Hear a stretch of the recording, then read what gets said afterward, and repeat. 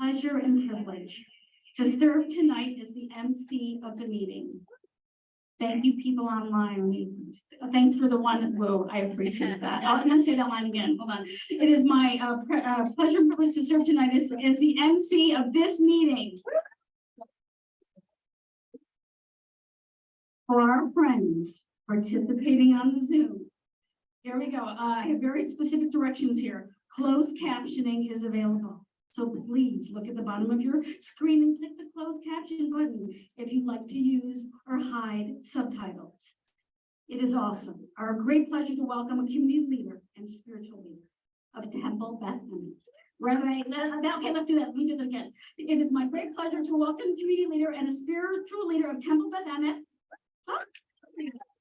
Rabbi Jeff Swinson to begin our evening with some wisdom, some wanderings, and some words of Torah. Josh.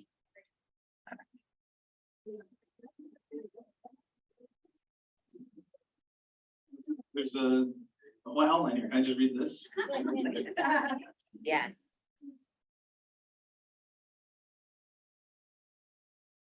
Good evening.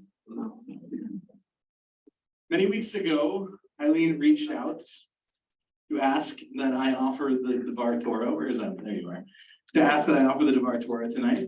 I'm grateful for the opportunity once again to stand before our diverse community to share some words of Torah.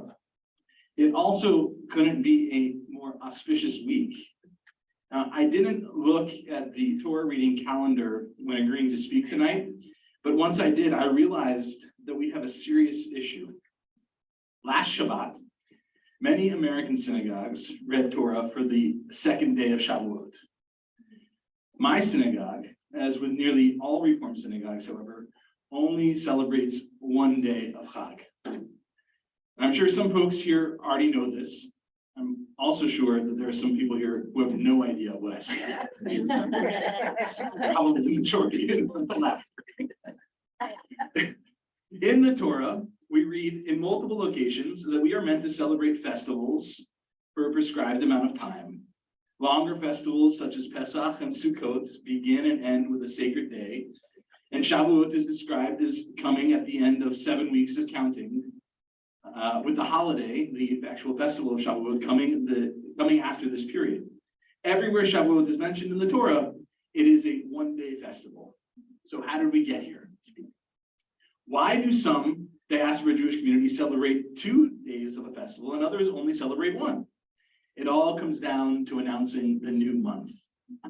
In ancient times, the new moon was announced by the Sanhedrin in Jerusalem and determined by an eyewitness in the land of Israel. The Sanhedrin would send word throughout the land that the new month had begun.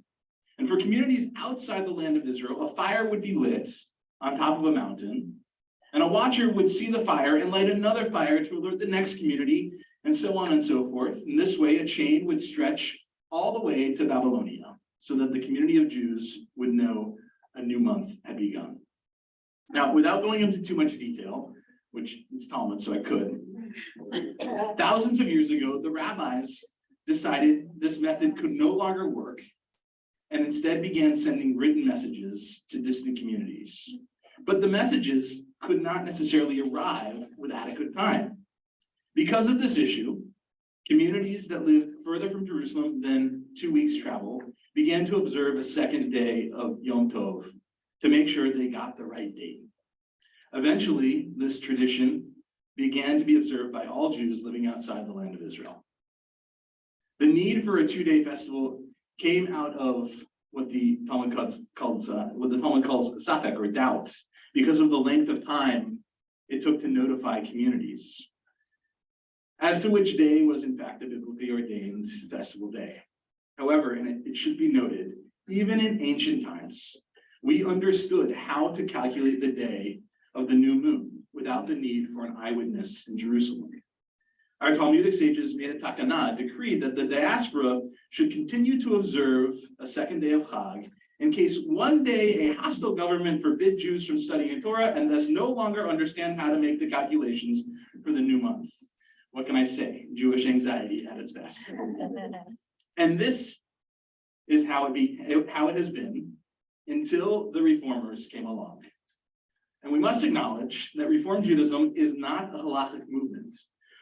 Or put more precisely, we understand halakha, rabbinic law, as having a vote in our practice, but not a veto.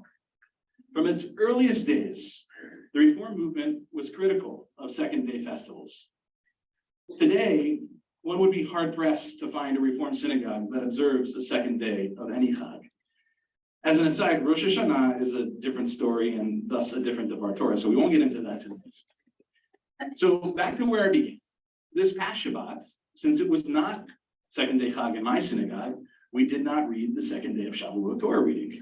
We read Parashat Naso, the Torah portion that many other diaspora communities, and I assume every other synagogue here, will be reading this coming Shabbat. We will continue this week with the Halotecha, as Jews of all stripes do so in Israel. So why do I bring this up as my Devar Torah? Well, one, I just think it's interesting that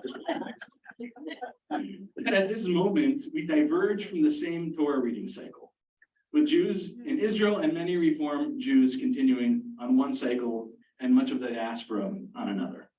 But there's another reason I raise this difference here. In this particular forum, we are a diverse community. Our community has competing and convergent needs. What we do and how we do it across our community is not all the same. And yet there are unifying factors. We are connected through peoplehood. We are connected through our desire to strengthen our individual organizations, and we are connected by our need to strengthen this entire community. Our success as Washtenaw Jews, as Washtenaw County Jews, depends upon our individual and united strength. I love telling worshipers who enter my congregation about this unique moment in the Jewish calendar, the time when we are not all reading the same Torah portion, because it helps us grow by understanding the diversity of the Jewish world. I hope my explanation inspires more questions about our differences and similarities, and that we might all find ways to celebrate growth. Thank you.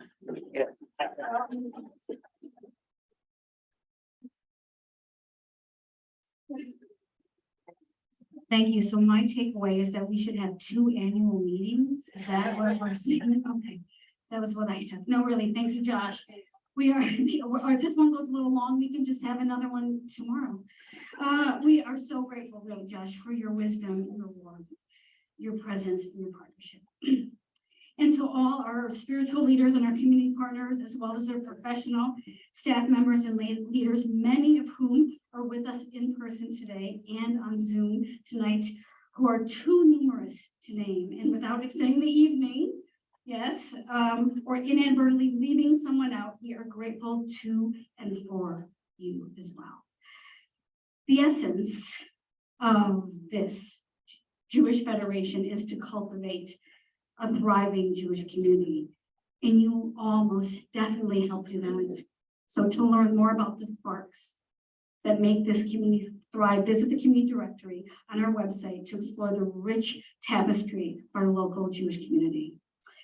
And finally, our final gratitude and shout out goes to all our generous donors, partners and friends, such as my spouse, Bruce, who is a donor, partner, and a friend. Hi, honey. We are grateful not just for your, and I'm grateful for your participation, but your presence in our shared endeavor to nurture and sustain a vibrant and connected, welcoming and caring community. It is really, really wonderful to see all of you here tonight in person and online.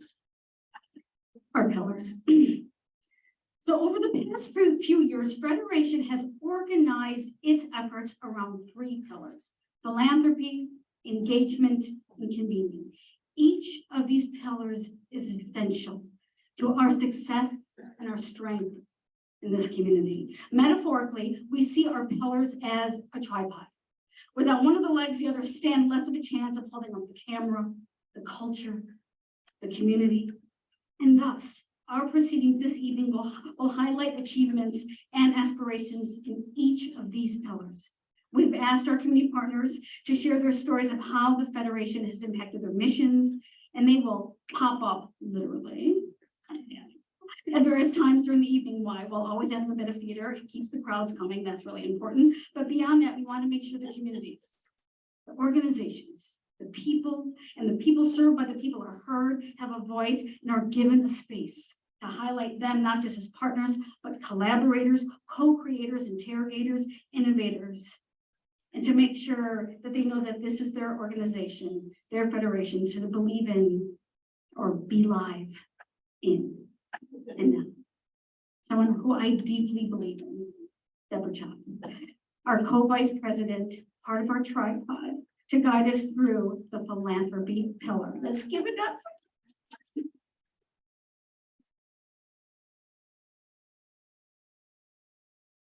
I believe in you too, Jackie. So I don't have my theater voice like Jackie, but I have my lawyer voice. And like Jackie, I can only think with a pen in my hand. So here we are. I don't know why I cannot present unless I have a pen in my hand. Welcome, everybody. It's so good to see you. So philanthropy, the pillar most commonly associated with federation is philanthropy. Philanthropic leadership is the engine of our community impact. The annual community campaign, along with the trusted allocations process, provides core funding to communal partners, enabling them to focus on their missions and funding programs and initiatives in support of our communal vision. Evening, everyone. That's our first pop-up. Yes, hello. My name is Marlo, and some of you might know me as Marshmallow, or especially if you have children that come to Camp Renata, Kids Zone, know me from the ECC. That's kind of been my nickname for the past several years. I would just like to wholeheartedly thank Federation for everything that they help provide us in the JCC in our community.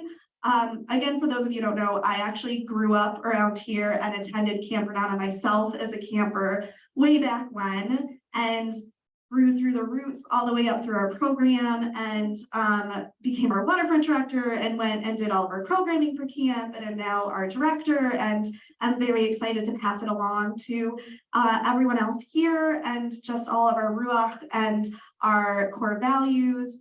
And so again, I just would like to thank the Jewish Federation of Greater Ann Arbor for their support of our Jewish Community Center, and in particular, the impact they have had on our ability to provide camp, youth, and family programming.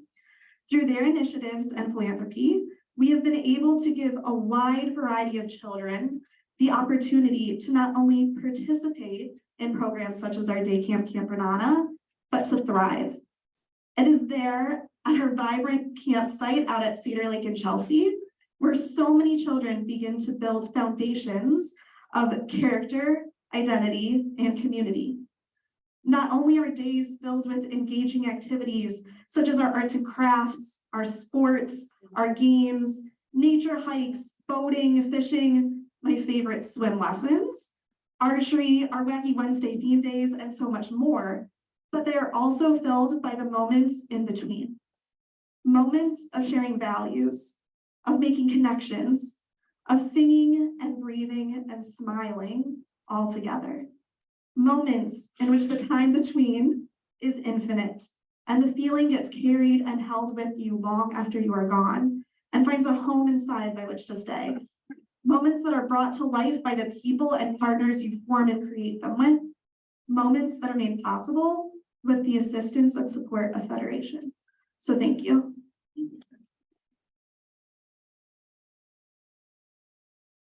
So the annual community campaign is just one part of our philanthropic effort. Designated gifts, the Jewish Community Foundation, and Life and Legacy enable donors to provide meaningful support, financial stability, and long-term sustainability to the congregations, organizations, and programs and causes that sustain and enrich Jewish communal life in Greater Ann Arbor. Next pop-up. Hi, I'm not Vanna White. I'm Rita Van, a member of Temple Beth Emeth. And the Federation, we are so grateful to the Federation.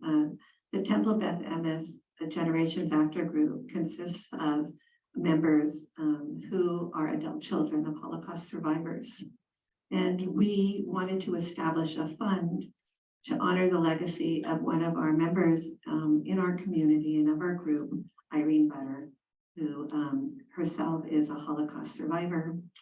And we established a fund called the Irene Butter Holocaust and Human Rights Education Fund to support programming throughout the community that would apply the lessons of the Holocaust to the modern day challenges that we face today with regard to othering of others, to anti-Semitism, to racism, and the disregard of human rights. And if it had not been for the Federation, for Eileen's generous and kind guidance, for the dedication of her staff, and for a community engagement grant that they offered to us, we would not have been able to double the amount of the funds that we received from our first fundraiser to now over $130,000 that we have that we've established. So now we have a fund that we hope will really be established in perpetuity before this effort. That of course doesn't mean that you can't donate anymore. We'll be more than happy to receive it.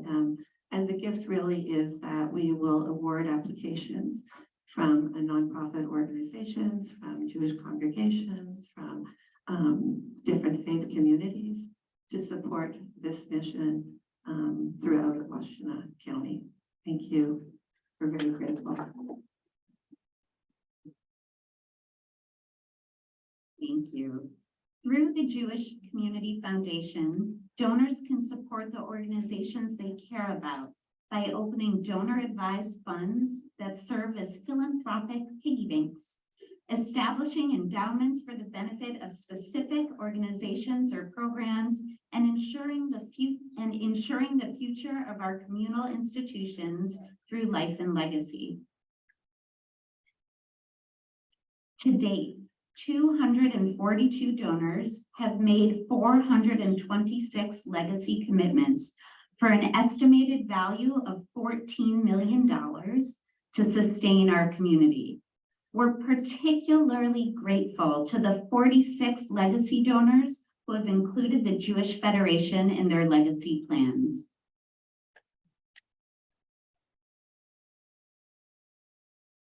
Good evening, everyone. I'm Shannon Hall, Executive Director at Temple Beth Emeth. Federation supports Temple Beth Emeth's life and legacy initiatives through development training, opportunities, legacy community events, and a wonderful coordinator support from OSNA. Where is she? She in here? Oh, I saw her earlier. She does a wonderful job. To date, we have 68 letters of intent from members that want to leave the legacy of a vibrant and thriving Jewish life at Temple Beth Emeth. Thank you to Federation, to these members, and hopefully to the many more that will step forward to promise a strong Jewish future.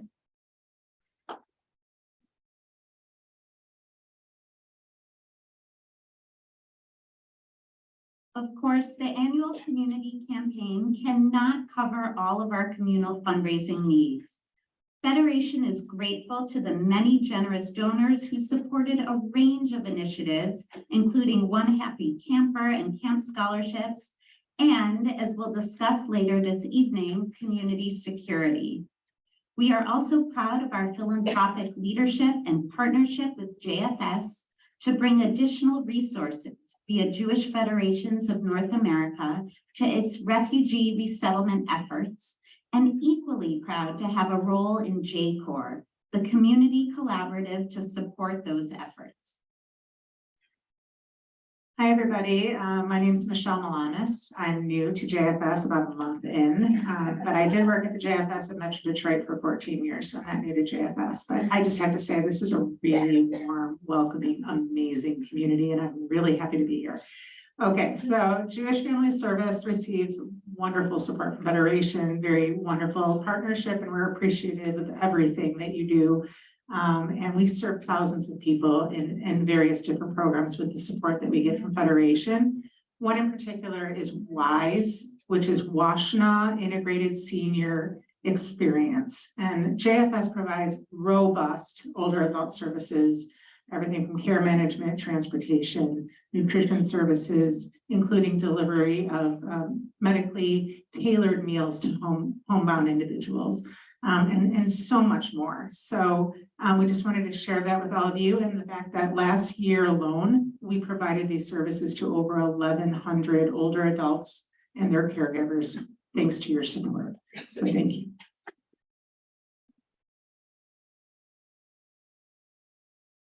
My name is Deborah Green. I'm a member of Beth Israel congregation. I'm here tonight to say thank you so very much to Federation for your support of Jewish congregations organized for resettlement, or JCOR, which is one of the more demonstrative examples of collaboration in a broad alliance throughout the Jewish community. We are an alliance of 6 congregations working amiably and productively together and having a darn good time doing it too. JCOR, actually our existence was enabled by Federation, who gave us wonderful Rob Deshane, their CFO, to provide fiduciary services to JCOR. Otherwise, we weren't really sure how we were going to pull off the money side of it.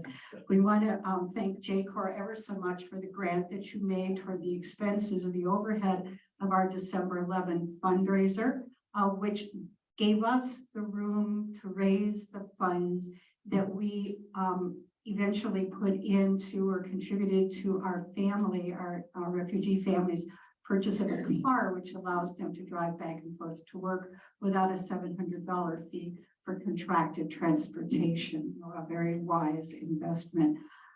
They are doing well. I want to tell you that our first family is doing well on the road to financial independence and being very good neighbors in the community. And we anticipate welcoming our second family late summer, early fall. So you'll get cards and letters from us telling you about that and asking for your support. If I could add just one thing, please.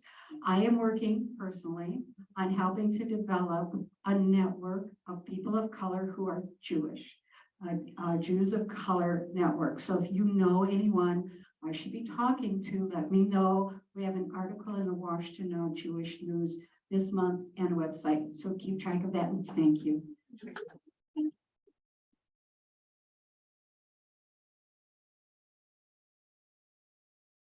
All of the endeavors described rely on funds raised from our annual community campaign. I am delighted now to introduce Josh Sukenik, campaign chair, and Jeremy Bloom, allocations chair, to share their remarks.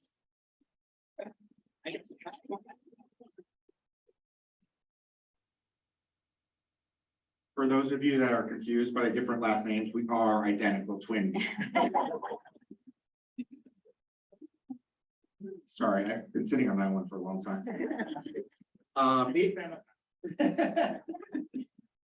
The annual community campaign is the engine that drives philanthropy, engagement, and convening. And we're able to do all of that within our community through the annual community campaign. This year, we asked you to give generously in what was a trying year from an economic standpoint. And everybody did. We thank you very much. We raised $1.5 million to date from 663 donors. There are still more donors and pledges coming in, so we do expect to exceed that number over time. That's a great result in a trying year economically. More than 37% of our donors increased their gift from last year. There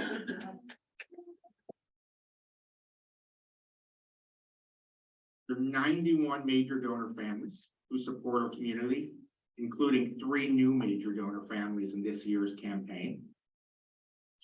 And 204 of our community members, 204, have contributed to the annual community campaign since 1994. So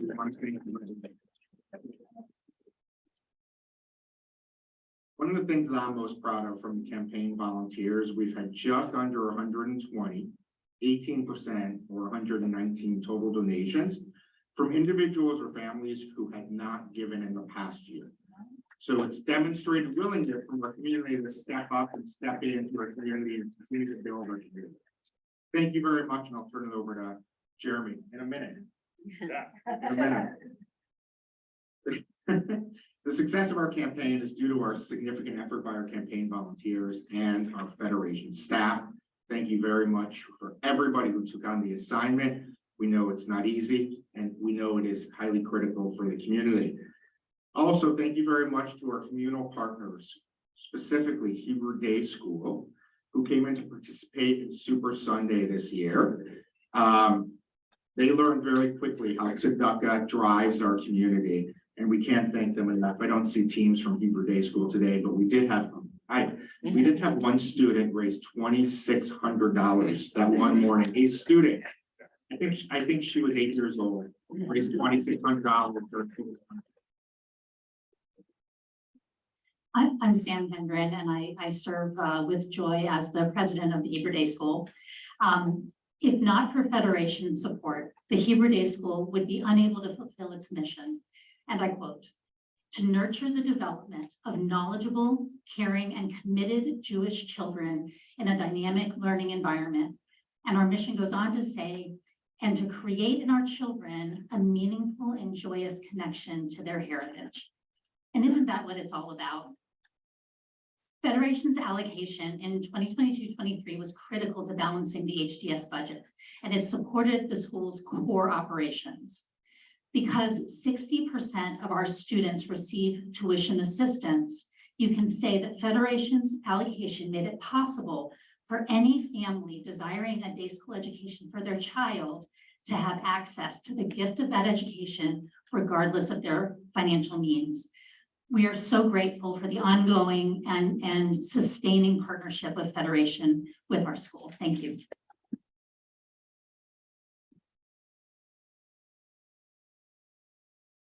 As Josh said, I'm Jeremy Bloom, the chair of the allocation committee. Good evening. One way the annual community campaign supports the community is through our new community engagement grants. These micro grants encourage creativity and collaboration, in part because proposals must come from 3 or more individuals or entities working together.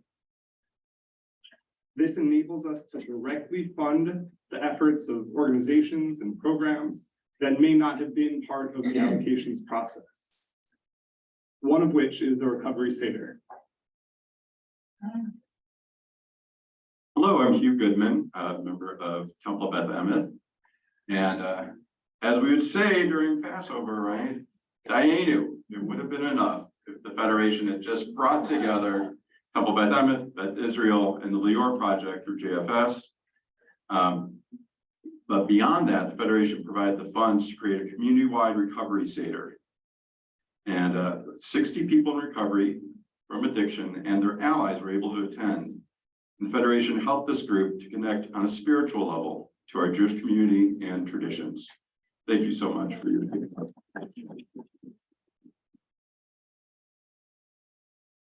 This year, our board set a priority to increase access, transparency, and engagement in our allocations process. And our committee enthusiastically embraced that change. The requests for proposals were revised to elicit greater connection to our mission, our vision, and our values. Communications about the process were disseminated to the community, and we held a town hall to communicate those changes and to elicit greater participation. We look forward to expanding on this work in the coming year, exploring ways to ensure that the allocations process supports our community priorities. The generosity of our donors enables us to support our partners here in Washtenaw County, in Israel, and around the world. It allows them to focus more on their missions, serving the community. Because of you, and with the dedication of our volunteer allocations committee, we were able to increase the amount of our funding to our partner organizations so they can continue to take care of our community and make it continue to be as vibrant as it is. Hi, I'm Sharon Weevil from Chabad of Arbor. And I really want to thank you for giving me this opportunity to thank the Jewish Federation, I'm looking for Eileen, and everyone here. It is really so special what you do, and we are forever grateful for including Chabad as you're allocating from your funds, especially to enhance our work. By you giving us these funds, we can think bigger so we can reach farther. We have some Hanukkah pictures up there. It was a fun event, an amazing event, and many other holiday events, trips to Israel, JWC, JLI, CHS, CGI, all, and et cetera, all the programs that we have. We're always thinking how we can reach further in the community. And like Jeremy said, that to make it a more vital and enhance the excitement in the Jewish community. So thank you, and your help is very much appreciated, and thank you for giving me this opportunity.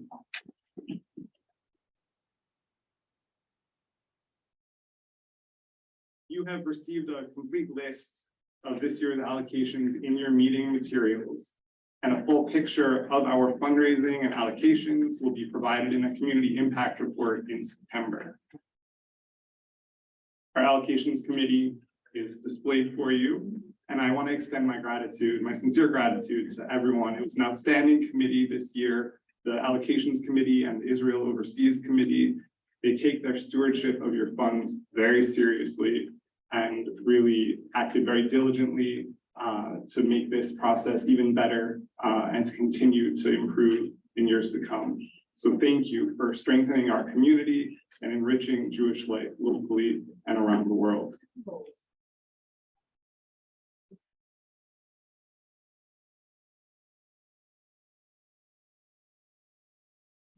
Josh and Jeremy, thank you and your committees for your thoughtful and dedicated service.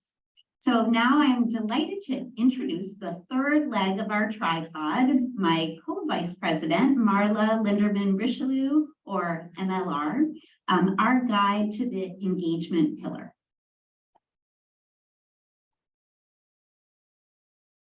First of all, can everyone hear me? Because last time I spoke, they couldn't.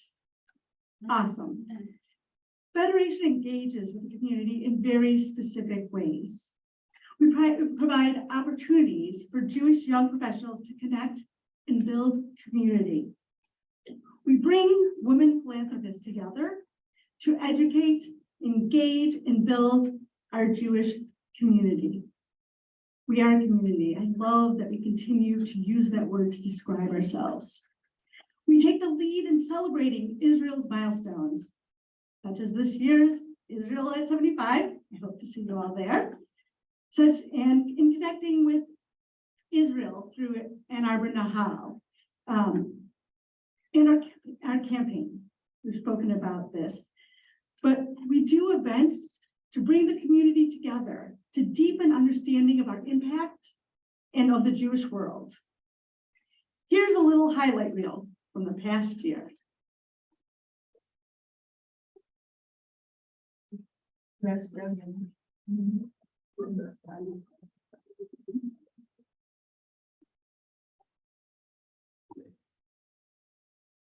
Okay.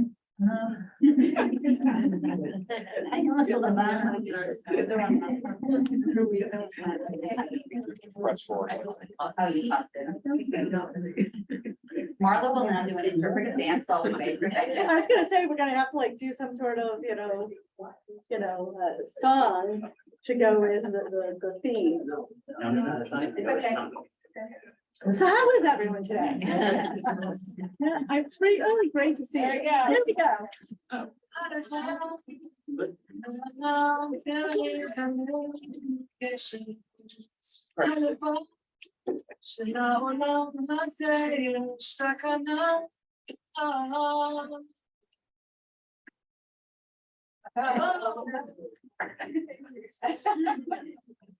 No. We'll share it. We'll share it. We'll send it to you all after this. We don't It's wanna- really good make sure you take the time to look at it. And thank you for everyone who's helped us and been part of all these events that we were so proud to talk about.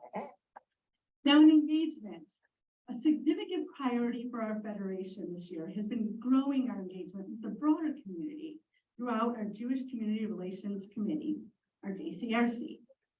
And to talk about that, I'm delighted to introduce, I'll say it slowly so you can walk up here. Yes, you. Mira Sussman, JCRC co-chair, to say a few words about this important initiative.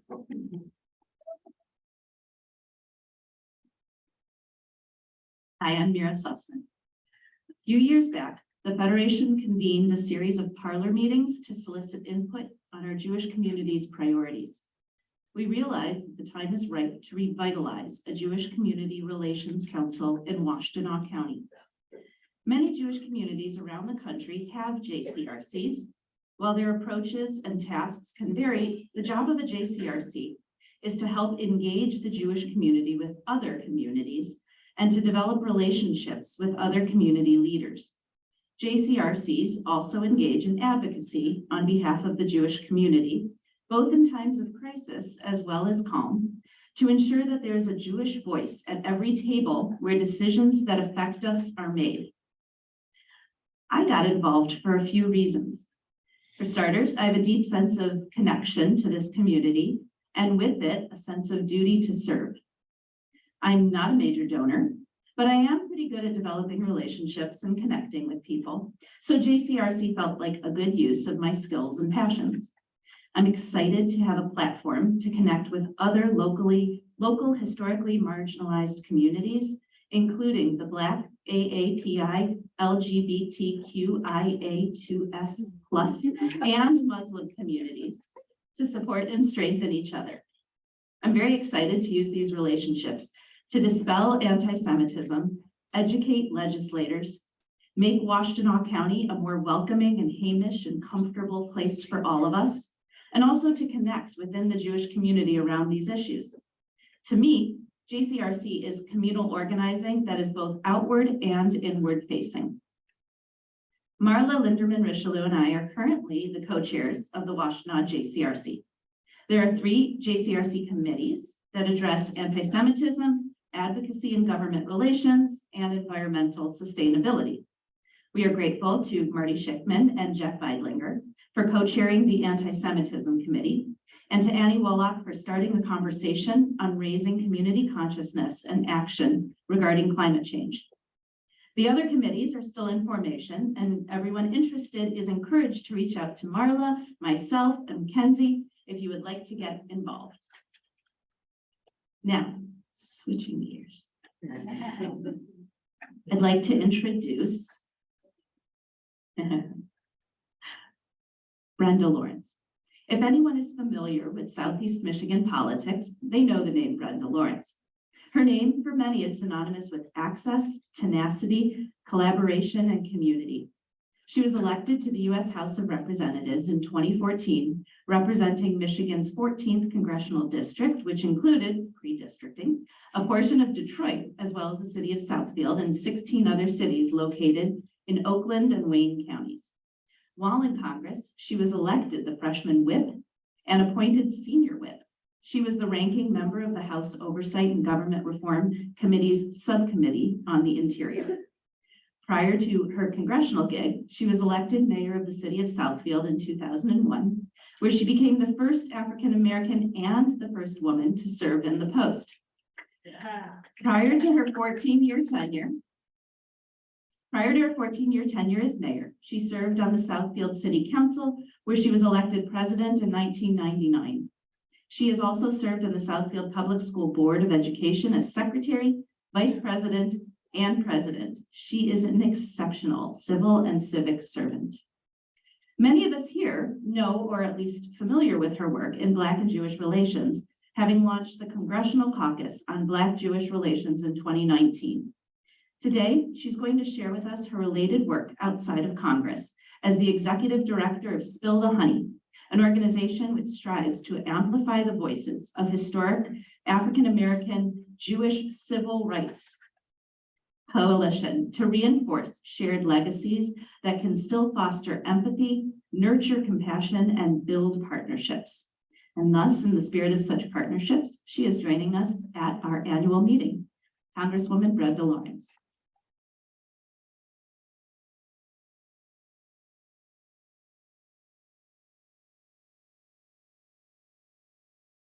I love it when the best part of me showing up is my intro. I just want to thank everyone for allowing me to be here today with you. It means a lot when you invite someone into your home and make them feel like their family. So I have the privilege of serving in one of the highest group of Jewish population in Congress. So I represent the city of Southfield, Oak Park, West Bloomfield, Farmington Hills, and Detroit, as you know, and Oakland Township. I went all the way to Pontiac and had the Grosse Pointes. But in my tenure, 30 years I served, I always had a really close relationship with the Jewish community. Now, as you know, Southfield had 5 Jewish schools in my city. Well, we shared with Oak Park. But in that relationship, I started out on the school board, and we were very connected and talking about the partnership with the Jewish schools and the public school system. And we moved from there when I became on the city council and events and preserving the historic relationship that we had in the city of Southfield. And in Southfield, the Black community and the Jewish community is like normal. It's nothing unique. It's where we live. It's where we pass the synagogues, where we pass the churches. We know to support our Jewish community on the Sabbath, and they also share our holidays. This is probably any Black person in Southfield have not been in a Jewish home to observe the Passover and other holy days that you have. So I'm excited to be here today and to tell you that after 30 years of service, I decided to retire, and then I rewired and became the executive director of Spill the Honey. So it was mentioned while I was in Congress, I had the good fortune of serving with John Lewis. And you know John Lewis' history in civil rights and his understanding of how the Jewish community stood, fought, used their voice, and even shed blood, and some gave their lives in the fight for freedom and civil rights in this country. So John Lewis was the type of guy, you see us when we're sitting in the chambers, and if I sat next to him, I didn't start the conversation. He said, you know, Brenda, this happened. And he would just start, giving me all these history lessons. I remember one time I sat down, he said, Brenda, you know why they fight so hard? I'm like, what's happening? Okay, yeah. I said, I'm engaged here. He said, you know why they fight so hard? Because he was just passionate. I just sat down. He said, you know why they fight so hard to stop us from voting? He said, because he knows our power and the changes that we made in America came from the freedom and the right to vote. When they enslaved us, what did they do? They took away our right to vote. Brenda, you can never stop standing up for our freedoms and our rights in this constitutional right to vote. And it's many occasions I learned from that. I want to talk to you about Spill the Honey. And the reason why I was able to rewire and walk in this path of the shared legacy of the Jewish and Black community. For 30 years, I served this community. So obviously you don't have to do a lot of explaining it or the history, and my Jewish community always took the opportunity to educate me. I've been to Israel over 6 times and have stood in the face of Netanyahu, and I don't want to get political, but I want you to know that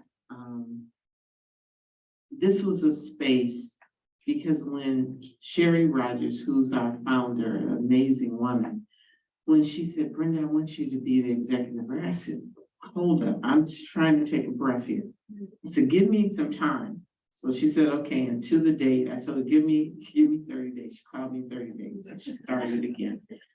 But Spill the Honey, and I wanted to read to you, if you don't mind, our vision.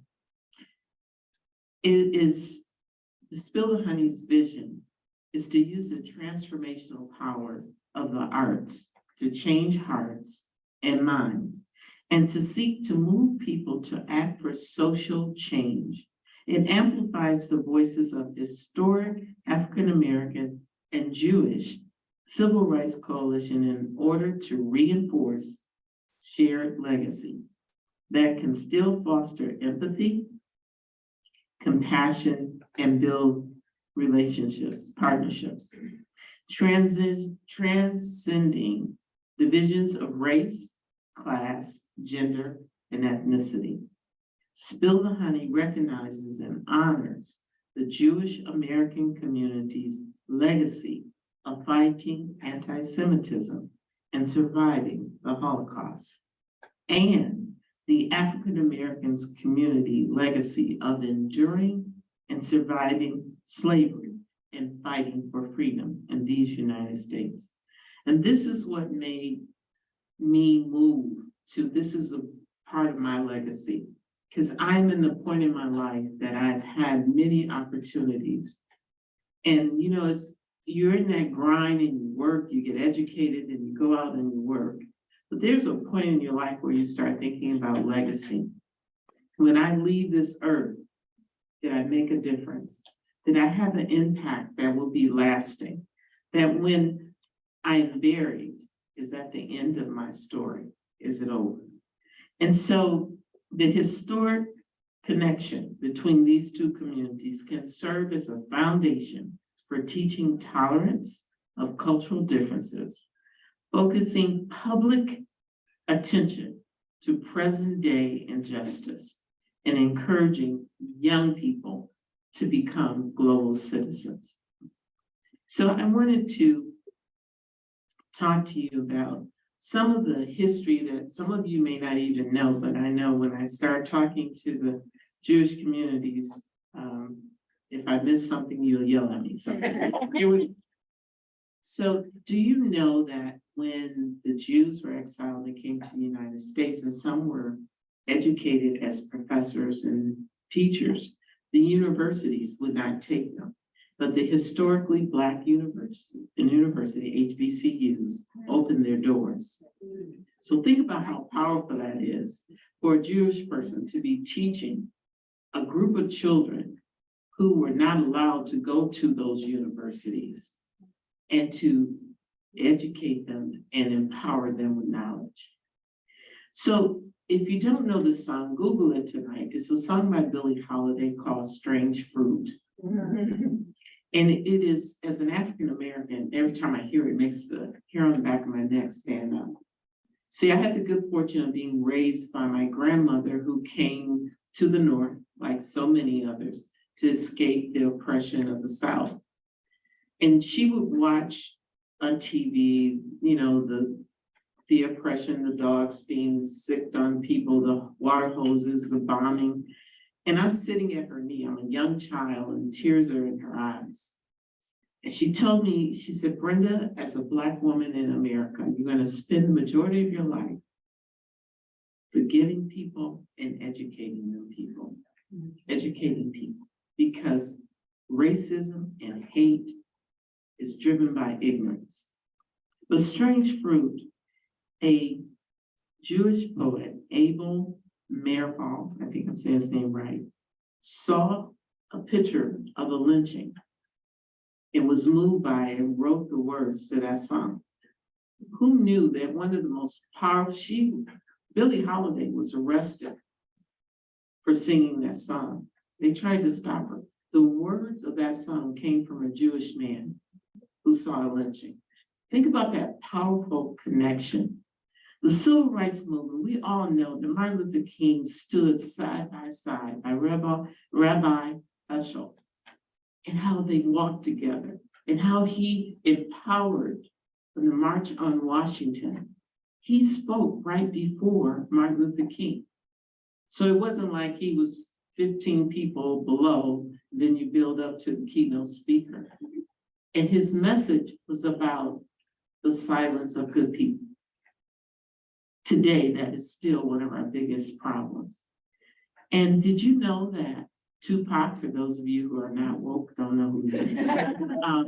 Tupac was one of the innovative and one of the first rappers to really transcend and to raise to a certain level. His manager was a Jewish woman. Throughout history, and you look at housing in Michigan, where Blacks were prohibited from buying homes in certain neighborhoods, Jewish homeowners sold to the Black community. So I'm saying that, and Sherry says something that is very powerful to me. I and my ancestors endured slavery. The Jewish community and their ancestors survived and endured the Holocaust. We cannot compare scars. We're both scarred. But what we have is an empathy. And we understand what happens when hate goes unprotested, when there's no one standing up and speaking out about it. And when we look at hate in America, the two top targeted groups are Jews and African Americans, Black people in America. The injustice. And right now in America, if you don't know about the Black Wall Street and what happened, the bombing, the team that is representing the people and the families who were killed and all their wealth taken from them and their homes destroyed is this scrappy team of young Jewish attorneys. And they're killing it. They're doing a great job. And when I went there for the 50-year commemoration of, or awareness of what happened there, they're working the room, they're doing everything they can. So our connections continue. I want you to know that I use a term that Elijah Cumming, who's a mentor of mine, he used to tell me when things got really hot on the floor and we're fighting, and you go like, oh, you might get discouraged because it just seems like ignorance is winning the day. He said, Brenda, what we do today sends a message to a generation we will never meet. A generation that will look back and say, what did they do?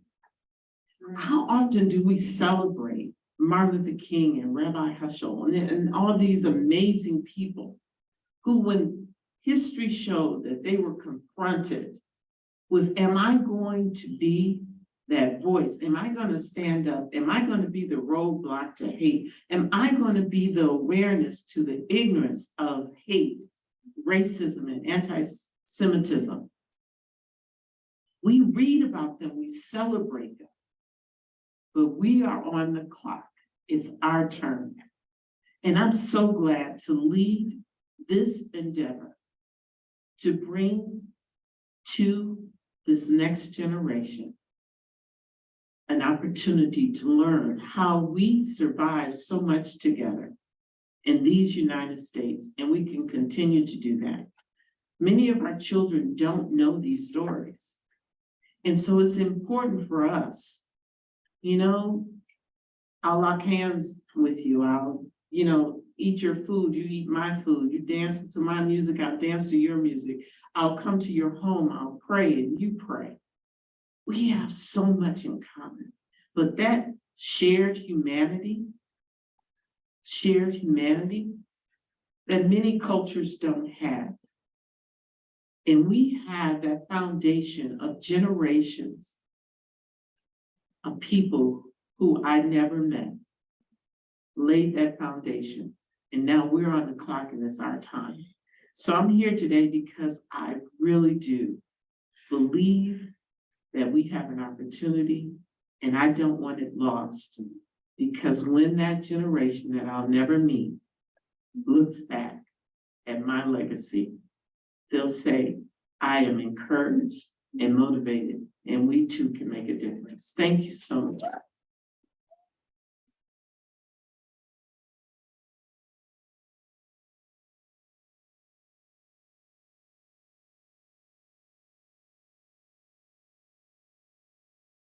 So, Congresswoman Lawrence, if you wanted to take some questions, you do. If you want to take a couple, maybe we have a couple or two.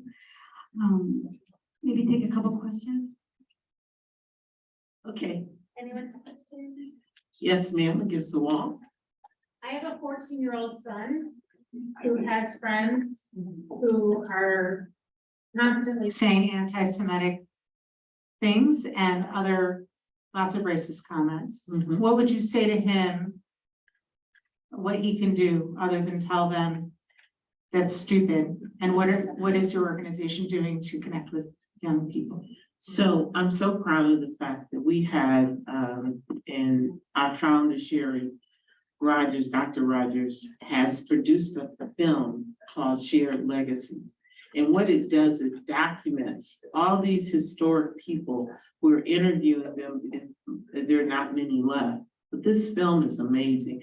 And like, I go back to what my grandmother told me, forgiveness, you have to teach your son that, because if you don't forgive, you'll hate. And she told me if you don't forgive, you consume it. And when you consume it, especially when you know if someone, and it ain't easy, I tell you, because if you call the word or the anti-Semitic comments, but it is the education. And I feel the power for our young people is giving them that wisdom and giving them the self-confidence that the words and the ignorance that we can do things by coming together, getting to know each other. Ask your son to form a cultural lunch day that is a day in the school where the kids can sit together and eat. There's things like that, but it just let him know how amazing it is. My grandmother used to tell me, when you are confronted with that, is because God put you there to make a difference. Yes, sir. Is it? Right, it's the township Democratic delegate and community activist. Brad Casey, IPSO in the township Democratic delegate and community activist and social justice activist. Okay. Okay, you know, I always had a question, you know, because I heard exactly what you said and I understand and know about what you just mentioned. But also the thing I was always concerned about was African Americans involved in it. You told me the connection we have. And it wasn't until I got older and went to visit Germany, visit a friend who went to Sachsenhausen, and many other concentration camps, Buchenwald, Sachsenhausen, they had one pretty town. I said, something, I know something wrong with this town, it's too pretty. And in the back, there was a concentration camp. Okay, and when I went to Sachsenhausen, I finally got my answer. There was Black people in Sachsenhausen that they put in the chamber. And the thing they focused on the most, well, let's just say, I'm gonna keep that private, okay? But many of our kids needs to know the connection that we have, because America's not gonna teach them. They're not gonna teach them that there was Africans in that camp. Thank you so much. One of the things that we are working on in Spill the Honey is shortening our film, because our film right now, documentary, is 90 minutes long. We're going to shorten it so that we can build curriculum around it, and any support that I can get from the JCR and to bring people together. I want to share with you one program that someone in New York, we connected with them. They bring Black children in and they make the challah bread, am I saying it right? And I said, but that's one way. Why don't we have a cornbread and challah bread and have them come together and bake the bread and learn about each other? You know, because that's something that makes Spill the Honey unique. Because I'm all about fighting against anti-Semitism. I'm an African-American woman in America, so racism for me is something that I care so much about. The power of us together is a game changer.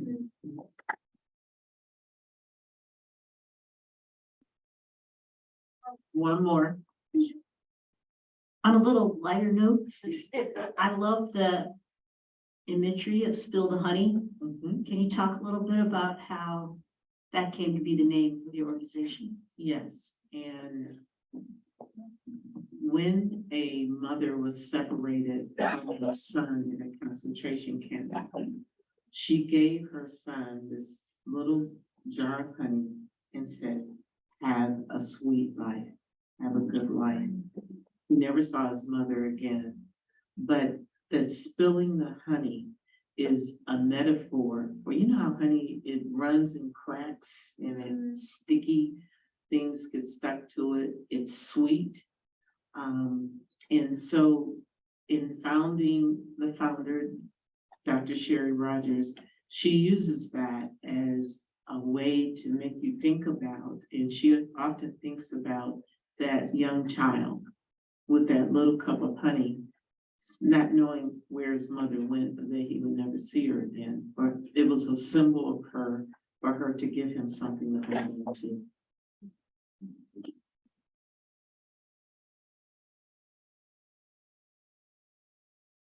So I know you said something that you want, what legacy you want to leave, but I think I speak for many of us here, you really are a legacy. I mean, we talk, I think it's Audre Lorde, the poet, that says your silence does not protect us, and you really speak truth and speak truth regardless. So I know personally and collectively grateful for you and for coming out here to I don't want to say spill the honey, but also share your wisdom and warmth. So grateful. We have a little gift for you.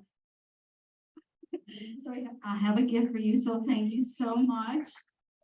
That we're really meaning a lot for this community that you're here, making connections and fostering possibilities. Thank you so much for that.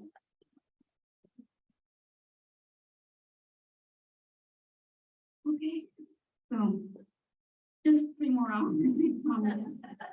All right, here we go. Our final pillar. We're on the final. Our final pillar is that of convening. Federation's role in the community is to convene community, not be the convener, to tend to broad community needs, identify and address unmet needs, and develop innovative programming to strengthen community, including those communities, those organizations, those communities that we serve. This convening, everyone, enables us to vision and plan for the future as a community. So this year, what do we do? How do we convene? We gathered our partners to plan a community conversation around anti-Semitism with the aim of developing a plan for addressing the issue in our community. You will be hearing more about this in the next couple months. We underwent, as many of you know, a significant community study and 3 working groups comprised of representatives from across the community are engaged in the next steps to analyze and communicate the data, to utilize it for a communal long-range planning process collectively. We look forward to sharing the study results to you in the fall. Here we go. There we go. Hi, Jared. I'm Jerry Sorokin. I'm the Executive Director of Beth Israel. And we want to say thank you to the Federation for bringing people together. We have a membership that consists of 450 families. There are many families who are not members of our congregation and are not members of any congregation, but are identifiable Jews that want to participate, that have a need for the establishment of community. The Federation's leadership on issues like security, the anti-Semitism workshops that took place here, and the follow-up programming that's in the works is a great way for us to see ourselves not as affiliates of individual congregations, but as members of a larger community where we can come together on issues of common interest, whether we celebrate 1 or 2 days of Shavuot.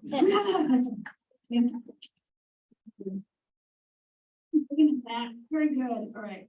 So one of the most significant focuses of convening over the past several years has been around security. And for many of us, this is both a social reality and an existential struggle. How to be ourselves, show up, wear a high, end a sentence with I, celebrate about Mitzvah, Israel at 75, attend shul, open up our places of worship, start a minyan, or ask a school district to not have count day on Yom Kippur. Basically, how to be out and proud and safe. My brief story. In the mid-1970s, my dad had this iron-on t-shirt made for himself in royal blue letters on the front, and it read, "I'm a Jewish American prince." And on the back it said, "and proud of it." I loved that shirt. And when I broke my wrist at age 8, it was steated to me. I wore it all through college. But would I wear it today? Could I wear it today? Should I? I don't know. What I do know is that safety and security is not abstract. It is tangible, necessary, and now. Our local organizations do exceptional work to advance the security of their buildings, yet there has been an essential gap in providing security infrastructure based on best practices and a communal approach to ensuring community-wide coordination in that spirit. We are thrilled to announce that the Jewish Federation of Greater Ann Arbor is partnering with Jewish Federation of Metro Detroit and Jewish Community Security, Inc., JCSI, to help Detroit to address the gap. So with the support, this is very significant matching grant from the JFNA, Jewish Federations of North America, Live Secure program, and the generosity of so many local donors. And in partnership with JCSI, from former Ann Arbor Department Law Enforcement Officer Shane Dennis will join us as a Community Security Manager on June 21st. Let's give it up. Sending the chief back. There we go. Close to the door. We are with over 25 years of experience with AAPD and his recent experience, let's give it up, providing security for the Detroit Jewish community with JCSI. Shane is uniquely positioned to bring our community-wide security efforts to the level we deserve. We're so grateful to JCSI Director Gary Sikorsky, also in the chief seats in the back, who is here with us this evening for his guidance and support in making this happen. We are honored to introduce Shane to you. So Shane, do you want to say something? Okay. Yeah, come on. We're really good on time. We really are, according to the time here. We're very good on lean on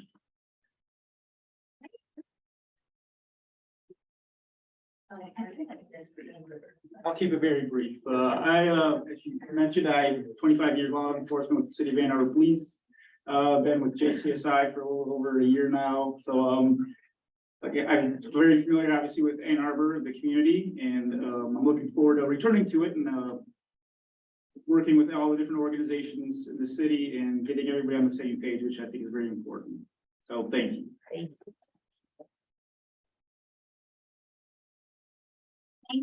Randy, you're up.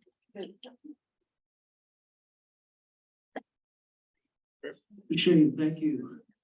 And welcome. We've been wanting to have somebody like you in our community for some time, so this is going to be great. So as Becky said, we are almost done. Let's see, nobody advanced the page. Sorry, page 26.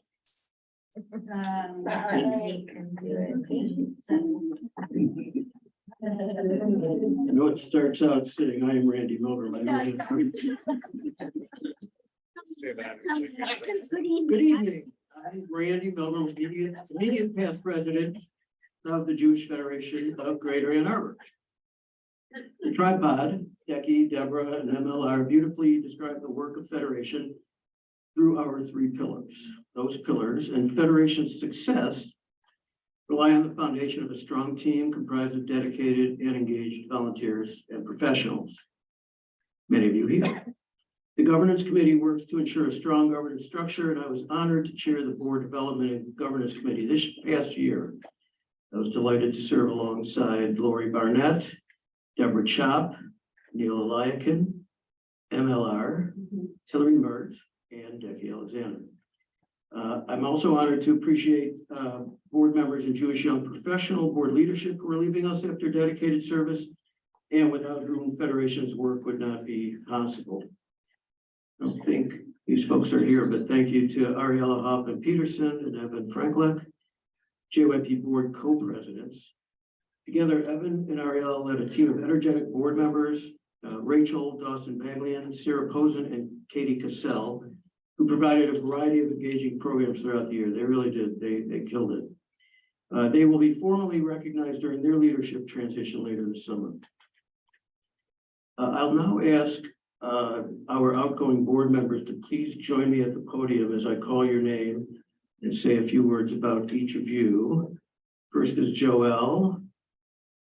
Down in the back, I'll start talking as you come down. Early in her tenure, Joelle did an amazing amount of work with Jewish young professionals, helping to turn it into the vibrant and thriving organization it is today.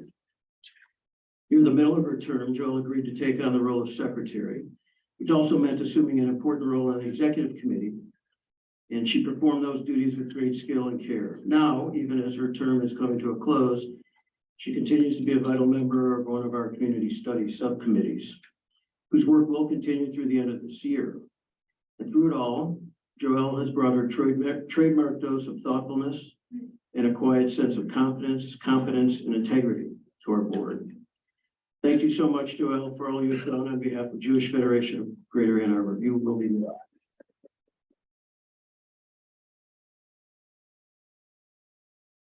And Andy, is Andy here? Andy's not here. Andy Takena. From the start, Andy brought us youth, energy, and the continuation of a legacy formed by a family long and deeply involved in Jewish communal life. Not to mention crucial subject matter expertise in human resources, budgeting, and other operational matters. Andy jumped into his responsibilities as a board member with great enthusiasm, but soon his growing family and business obligations, including his role in a burgeoning autonomous vehicle company based in Asia, began to limit the time he had available to spend on Federation matters. Though he continues to serve on our finance committee, Andy had to step away from the board with the hope that he will return sometime in the not too distant future. In the meantime, his contributions as a board member will be greatly missed. So thanks, Andy, wherever you are, and you'll get a gift too. All right, my turn. Oh. Yeah, you get to stay up here though. So Randy said it's enough already. I don't need another tribute, but that may be true. As he already did get a gift at last year's annual meeting, but unluckily for you, I love to talk and be on stage and take up time. And you are the subject to which I get to affirm such loves. So as the Federation Board President, after serving 2 years, serves one more year to guide or just continue the stories and projects one is most intimately involved. So Randy stayed, continuing his drive to ensure this community study was launched, a transformational initiative that no doubt will serve our community for years to come, Randy, but mostly during this year. This is what he did. He inspired and encouraged us Gen Xers to be our latchkey selves and open the door, step in, and move forward. Thank you. Randy will note that he never saw himself leading this organization, but as he shared, this was an incredibly reciprocal relationship. You give and you get, and you give and you get. In his words, the more he gave, the more he got. So thank you, Randy, so much for giving your time and your temperament, and your warmth and your wisdom to this organization and its people. We are so grateful to and for you and love you. Thank you.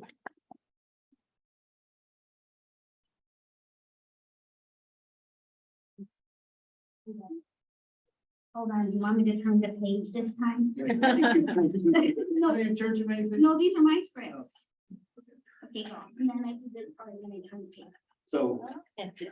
So we are almost done. Just a little business to conduct. Okay, so A significant part of our charge was to identify as the Board Governance Committee, which is why I'm actually up here.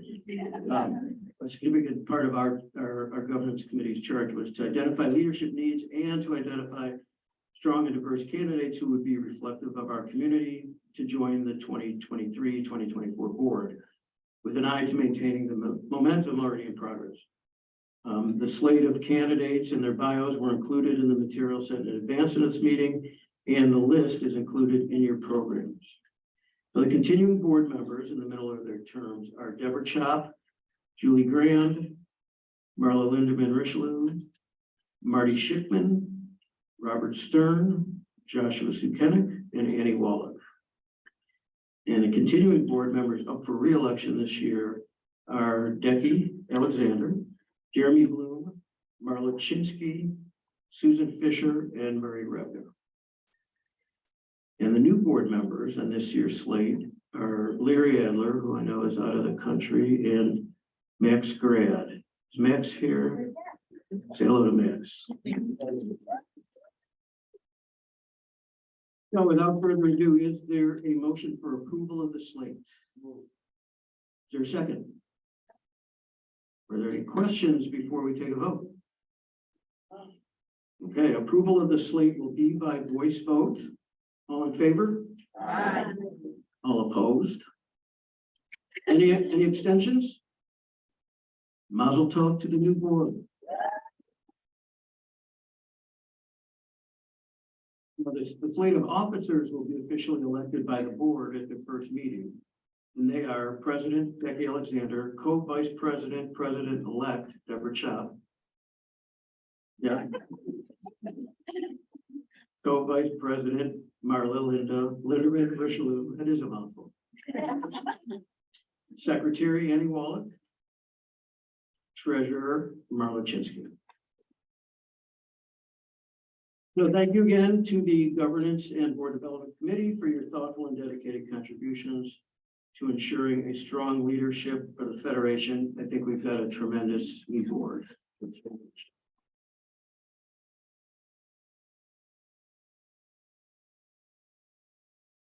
Thank you, Randy. I'm leaving. I'm actually going. Thank you, Randy. I'm extremely grateful for all you've done for Federation and for our community and for me personally. So just so you know, we are so right on the spot, time-wise, and I have less than 15 minutes worth of words here. A hallmark of Federation and its role in building and sustaining flourishing Jewish communities is its partnership model of leadership. We are a twin engine plane, and we need engines on both wings, the volunteer side and the professional side, to be engaged, well-oiled, and prepared to accomplish our goals, to soar towards our vision of a vibrant, welcoming, inclusive, secure, and sustainable Jewish community in Washtenaw County, Israel, and around the world. We are blessed to have a strong volunteer leadership team with an active, dedicated board of directors led by our talented tripod, Decky, Deborah, and Marla. Thank you for all you do on behalf of our community. But the board is just a very small subset of our volunteers, and at the end of the meeting, we'll maybe try to see the video and then put back on our running list. And people were busy back there, but it had a list of almost all of our committees and all of our volunteers. This year, over 125 individuals served on 18 different committees, working groups, and task forces, which made all we accomplished possible. Thank you for your contributions of time, talent, and wisdom for the benefit of Federation and of the community. The other engine that keeps us afloat is our professional team, and they don't always get the recognition they deserve.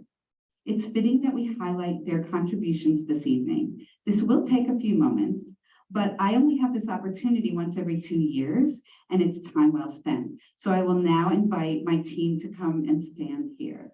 Yes, come to embarrass you all. Come on, everybody. Oh, Paul Holbrook.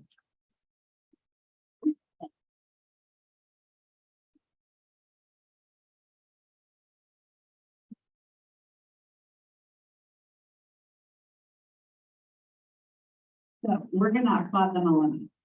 The newest member of our team is Administrative Manager James Griffin.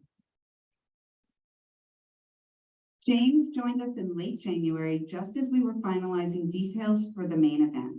He jumped right in and proved himself to be great value from the very start, from the mundane details of name tags to ensuring that the tech went the way it needed to. And trust me, that was not a given on that evening. James has quickly ascertained what is needed and has tackled all tasks and requests in a calm and capable manner. Thank you so much, James. Our development associate, Paige Swanson, joined us last summer and immediately started putting all the pieces into place to kick off the campaign while Rachel was on maternity leave. Paige quickly picked up a lot of new skills and was unflustered by the slew of suggestions and requests from me and from our campaign leadership team. Throughout the year, Paige managed the nuts and bolts of the campaign and vastly increased communication with our campaign volunteers. She has upped our social media presence and has taken a lead role in many of our campaign communications. In January 2022, Osnat Gafni-Pappas joined our team as Life and Legacy Coordinator. She has effectively worked with our community teams and our Harold Brinspoon Foundation consultant to keep us on track to continue to meet our goals. She coordinated a community team to plan a lovely year-end celebration for our legacy donors and recently planned a Zoom program to give people information about formalizing their gifts. OS is always happy to learn more and to support others on the team. I'm looking forward to her increasing her role in foundation operations in the coming year.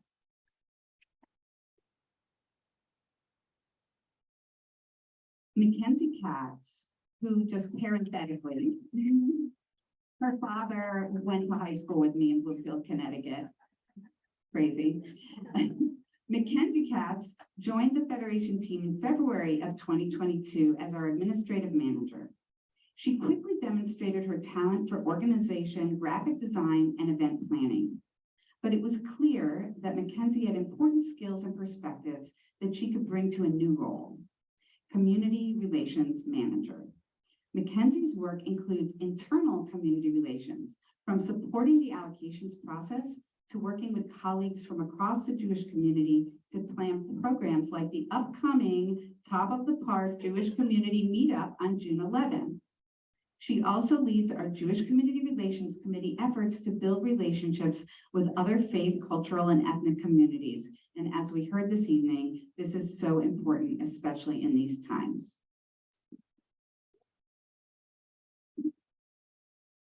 For personal reasons, Israel Overseas Manager Leora Rosen was not able to join us this evening.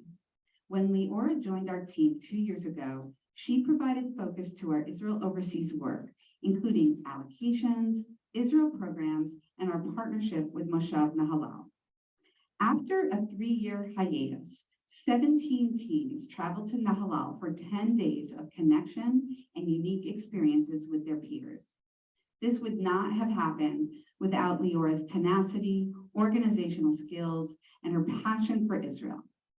She planned engaging programs for Israel's 75th, including the upcoming Israel Live at 75 in the Land of Milk and Funny coming this Sunday. Sadly, Leora will be leaving the Federation professional team next week. She will be missed. The good news, fortunately, through a creative partnership with Hebrew Day School and the World Zionist Organization, a teacher shaliach or emissary, Amichai Findling, will be joining us this summer to fill the role. We look forward to welcoming him and his family to Ann Arbor this summer.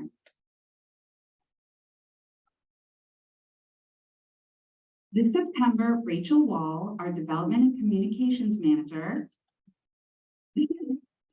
will celebrate her 3rd work anniversary. In these 3 short years, Rachel has overseen remarkable improvement and growth in our communication and stewardship efforts and in our campaign operations. Rachel is always looking for ways to work smarter, to engage the team in planning and implementing campaign events, and to effectively communicate our impact. She has included a broader swath of the community in our work by recruiting new volunteers and building committees to plan the main event and this fall's major gifts event. Rachel has also capably supervised our interns from the Jewish Communal Leadership Program.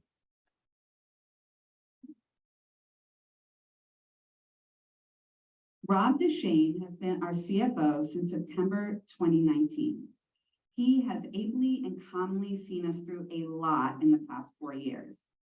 Through database transitions, 2 of them, COVID, and team changes, Rob has been steadfast and focused in his aim to help our team work more efficiently, comfortably, effectively, and cost-effectively.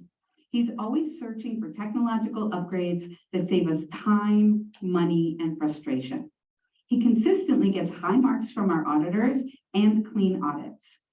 He is a solid partner in running the foundation and a strong advocate for Federation and for our professional team.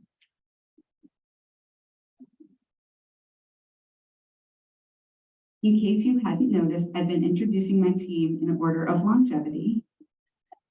Marcy Sukenik joined Federation in May of 2018, almost exactly a year after I joined, to run a new engagement program called Chai Mitzvah. For the past several years, she has utilized her prodigious engagement, organizational, and social skills to providing opportunities to connect women through women's philanthropy.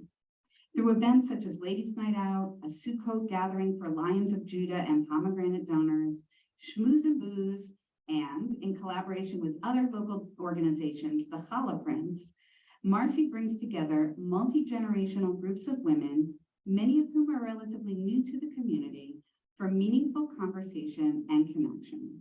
In doing so, she builds and strengthens our community. Thank you.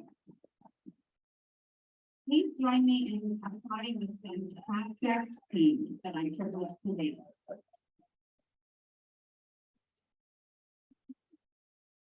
Thank you.